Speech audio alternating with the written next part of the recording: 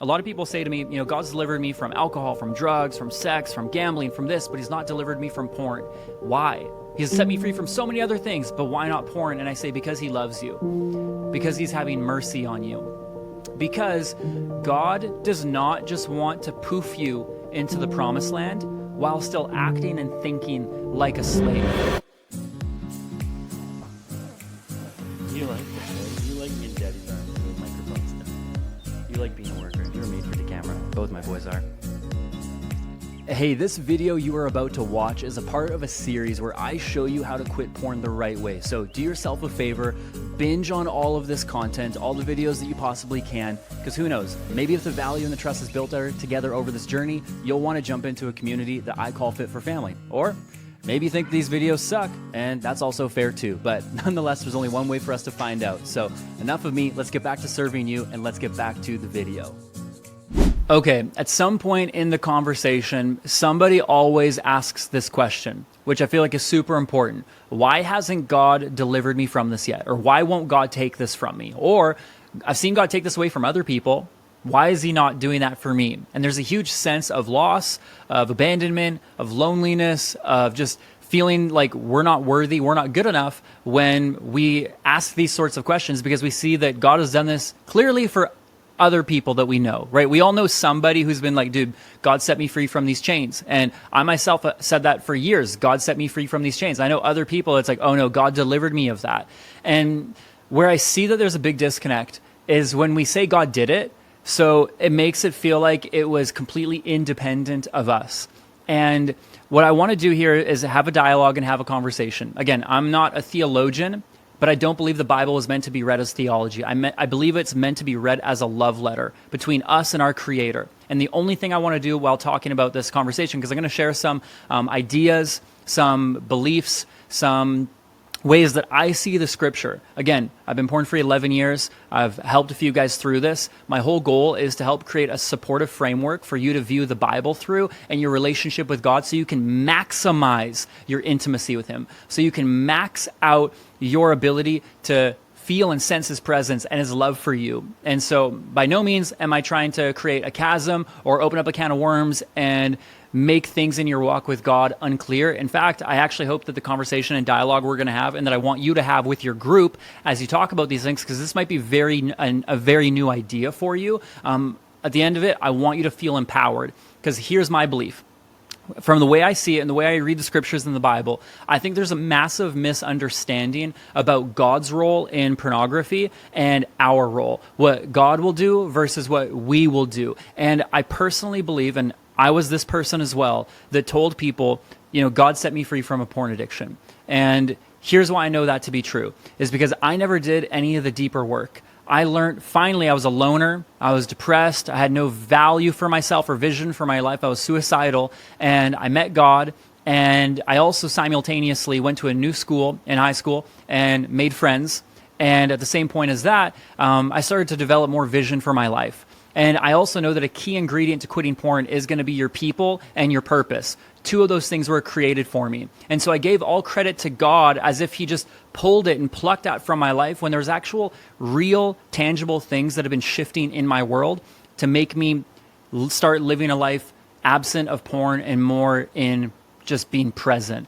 And so when people say God delivered me from porn, I don't think that they're lying. I do think that they're misguided. I do think that they're misinformed. And I don't think that it's fair for the rest of us who actually have a real journey that we need to walk on, because it creates an unfair expectation or dream or standard. I believe it's the exception, not the rule. And so here's what I mean by that. A lot of people say to me, God's delivered me from alcohol, from drugs, from sex, from gambling, from this, but he's not delivered me from porn. Why? He's set me free from so many other things, but why not porn? And I say, because he loves you. Because he's having mercy on you. Because God does not just want to poof you into the promised land while still acting and thinking like a slave. That was the main thing with Israel. If you look at the scriptures and you look through the story of Moses in Exodus, it was very, very clear. The biggest reason God could not bring Israel, it took them 40 years to get into the walls of Jericho, into the promised land. It didn't have to. If you look at what scholars say or theologians say, it actually, Jesus mirrored it through his 40-day journey. His fast is that he mirrored how long it should have taken Israel to get through the wilderness into their promised land. And so that being said, when you look at it that way, God delivered Israel out of Egypt. But his main goal was always to deliver the Egypt out of Israel, the Egypt out of their hearts, the stinking thinking, the slavery mentalities, the orphan mindsets, the I don't have a father, the complaining, the grumbling, the being upset and frantic and discontent. He wanted to deliver that out of them. That's why a brand new generation that was born into the wilderness had to take the promised land and go through the walls of Jericho, led by Joshua and Caleb. They had to have a new leader because Moses represented the law, and the Lord did not want the law in the promised land. He wanted relationship with his people as a representation and as a metaphor. And so when I see people say, God delivered me from porn, I'd say, sure, that's great. You don't watch it anymore. You don't look at it on a screen. I say, but how's your heart? Is all of the reasons, the root reasons that caused you to want to cope, are those delivered out of you yet? Are those developed out of you yet? Or do you still have abandonment? Do you still have codependency? Do you still maybe find an addiction in a different way? And that was my story, is I actually thought I was free from porn, but I ended up just finding other addictions that looked like on the outside they were socially acceptable, they were more healthy, that they were more helpful. I actually got addicted to ministry, which created such a difficult time for me because I was doing evangelism, I was doing outreach, I was going on ministry trips and missions trips and ministry trips, and I constantly felt like I had to one-up myself in terms of the salvations that were received, or praying for people for healing or for signs and wonders and miracles. I was like, I got to one-up it. Otherwise, I'm unworthy. I'm not good enough. And I was constantly trying to do those things in order to find my value. Ironically, it's the same things, the same triggers, the same desires that were leading me to go to porn. I just found a more socially acceptable version of it. And so all the while for years, I thought I was porn-free. But really, I was still enslaved, not necessarily to porn, but to the root reasons that were causing me to lack congruency in my life, to lack healing and wholeness in my life. And that's what I see with people, is they'll say, I'm porn-free, but those same people also say to me, God set them free from porn, God delivered them from porn 6 months ago, and now they fell back into it. I see a lot of those people, if you look at with longevity, it's like, God set me free from porn, but then 9 weeks later, 10 months later, 1 year later, 2 years later, they go back to porn. And so what my thought here is that we found other ways to cope. We are finding other ways. See, some needs were met, because maybe, again, for that person who says, I got prayer and God totally delivered me from porn addiction and I haven't gone back to porn again, and it's been 2 months and they were used to going every day. Maybe in that time of their life when they went to that conference and in that prayer, again, I want you to start to peel back and see the heart of God for people. And how this can work is maybe they had a lot of needs met. Maybe they actually had a lot of needs met for significance, because when they were prayed for by their friends at a conference, it was the first time that they actually felt seen and known and loved. Maybe it was the first time that they opened up about their addiction to porn, so they let the light in, they let love in, they let people into that process, so it broke so much shame over them, right? Shame is a huge root reason why we go to porn, is because we think I'm not good enough as I am, because when we feel worthless, we will always want to make choices that are worth less. When we feel worthless, we always make choices that are worth less. And so maybe that person was seen, they felt significant, they had shame broken. Maybe with all those people around them, they didn't have friends and they were a loner, and they're like, now I finally have community, I have people, I have belonging, all things that we run to porn for, and now they have friends for. Now they didn't have any vision for their life, but now they feel like more competent and confident to start walking out their dreams. And so the reason why I believe when people say, God set me free from porn, it's misguiding, is because it creates an expectation within us to say, if God hasn't set me free yet, then there must be something wrong with me. And we just reinforce the shame. We feel even crappier. We feel even more trashy. And what the other thing it does is it doesn't actually have us do anything along the lines of Scripture of walking with people. See, it said in the Garden of Eden with Adam and Eve that God walked with Adam in the cool of the day. And Jesus, when he was resurrected, right? Again, as a curse of the fallen man, check out how beautiful the heart of God is here. Watch this, watch this. In the Garden of Eden, God walked with Adam and Eve. It says he walked with them. He did life with them. He did relationship with them. And what was one of the first things that we see of in the Gospels when Jesus, in his resurrected form, rose from the grave? He restored the standard of relationship, and he walked the road of Emmaus with the disciples. And as he walked with them, he unveiled and broke apart the scriptures. And they said, didn't this man, when he spoke, didn't the scriptures, didn't his words just burn within us? Didn't he just make us so alive, so vibrant? And I believe that that's the exact same relationship that God had with Adam and Eve in the garden before the curse of sin and the fall of man. And so when you see it from that frame, you see a God that wants to walk with his children, that wants to know where he's at. So when Adam ate of the fruit of the tree, God's like, where are you? Where are you? There's a covering. There's a veil. There's shame. I don't see my son. I don't see my creation. I don't see Adam the way he really is. Where are you? Where did you go? And it's not like he misplaced Adam, but he knew. He's like, where are you in here? What's happening? There's a disconnect between you and I. God cared. And same with Jesus in his resurrected form. He restored the standard as a God who walks with people. Of course, he had the disciples. He journeyed with them for years. He walked with them. Of course, he came in the form of a baby. So he did relationship with his mom and his dad and his siblings. And he learned how to grow up in the context of community. He's a God who walks with people. But when we talk about helping people quit porn, some of the few tactics or strategies we tell people to use and utilize are isolating tactics. Go seek God, go pray, go read your Bible, go get in the Word, go to church, which for most people, if we're being real, again, you need a place that you can get real, authentic, and honest, and we can't always do that, even in church, sad to say. I'm just being honest. I wish it wasn't the case, and we can begin to shift that. That's why we're having these dialogues and you having them with your group right now, so you can have that place and make it created for you. But within that, we need a safe place to get real, authentic, honest, and when we see that, man, we don't always find that within the church. We don't always find that with the people around us. And so when we have all that shame and you see that Jesus is the one who broke that and God walking with Adam and Eve through the cool of things, it's like we are using tactics of prayer, of meditation, of seeking scriptures, of go seek God in isolation. Go do it alone. Go do it by yourself. Again, prayer, powerful. Scriptures, powerful. All these things, insanely powerful, but not when it's done in isolation. You go to porn in isolation, right? It's so much shame. People drink in public with friends, do drugs together with people. It's a more sociable scene. But with porn, the biggest problem with it is the isolation and the shame that it brings. And when we tell somebody to just go seek God or just go pray on your own and go seek the Father and go read the Bible, it's not bad.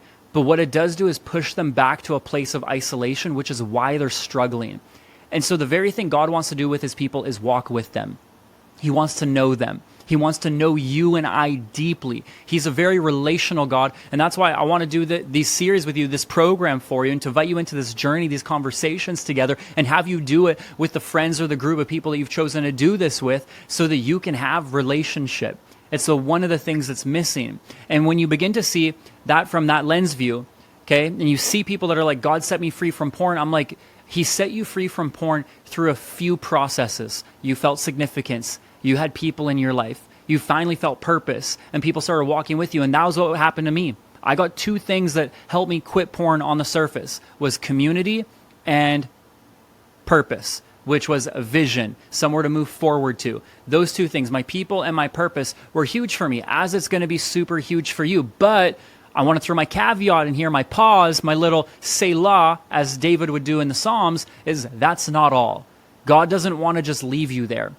God does not want to leave you up to your own accord so that you can continue struggling or think that you've fully arrived because the behavior is gone. It's like, no, dude, that's actually the starting point for so many people. And the reason why I think it creates so much confusion is because we think that's the end. And I would say that's actually the very beginning. So when I say that I've seen people who've quit porn on day one, I'm like, that's the starting point of the journey. There's still so much more for you and I to walk on, because what about all of our triggers? What about all of our trauma? What about all of our abandonment? What about all the rejection? What about all those things? What about comparison? And you still struggle with depression or anxiety and overwhelm and all these that you still don't know how to communicate, don't know how to open up, you still don't know how to trust people, you still don't know how to feel vulnerable, you still don't know how to feel seen and known, and you still go through those emotional cycles. Again, these are emotional cycles that lead us to cope. So the emotional cycles led me to porn. But after that, I got addicted to ministry. I got addicted to other things that I tried to find my identity in and through. So I still wasn't healthy. I still didn't know how to open up. I still didn't know how to let people into my pain and let them love me where I was at. I was still super guarded. I had so many walls up and I didn't know how to trust other people. And I would never let anyone in. And so I started to operate a lot like a Pharisee, where self-sufficiency with God, I pushed other people out. I cared about the outside of the cup and I looked good and I tried to do all the right things externally, but inside I was going rotten. And that's what I don't want to have happen for any of you guys, because I think you've seen it. You know, it's not also super connecting. I mean, what would you rather? Let me ask you. Would you rather have someone say, hey, God set me free from porn, go do this on your own, because I don't really have an answer for you. It's just how it happened for me. Or would you rather have someone say, hey, God set me free from porn through a journey of actually challenging Pharaoh, leaving Egypt, crossing my own Red Sea, wandering through my wilderness, breaking down the walls of Jericho and taking the land, and I can show you as well.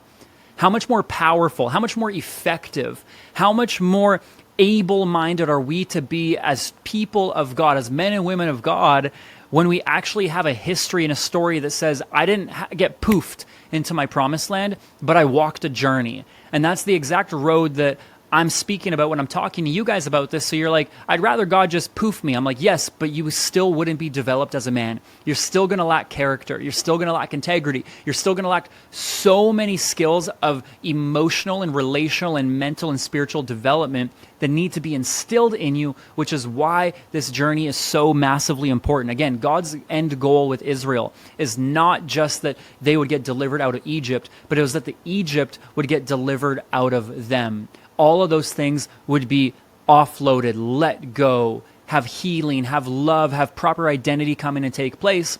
And I personally believe that when people say they got porn free, it's they finally left the confines of Pharaoh's kingdom, but they still aren't yet in their promised land. So I just don't want you to mistake. And if that's you and you're watching this and you're like, dude, I'm in this and I feel like I've been set free from porn, but there's always fears that we have, like wondering if it's coming back, wondering what we can do to combat it. And I would just say again for you, it is not an abracadabra. God is not synonymous with being a genie in the bottle. And in fact, I believe from his heart that he doesn't actually want to take this from you. He wants you to become aware of why you've been imprisoned and how to begin to let yourself free, because the keys are on the inside of the cage with you. And from this journey that we're doing, helping you see what's been working for me and other people to be a porn-free, journeying from Egypt to the promised land, you can have a roadmap that you can follow. And here's the other cool thing. As you gain these skills, gain these tools, gain this awareness, even the awareness of total responsibility of like, okay, this is mine to steward with God. He's not going to take this from me.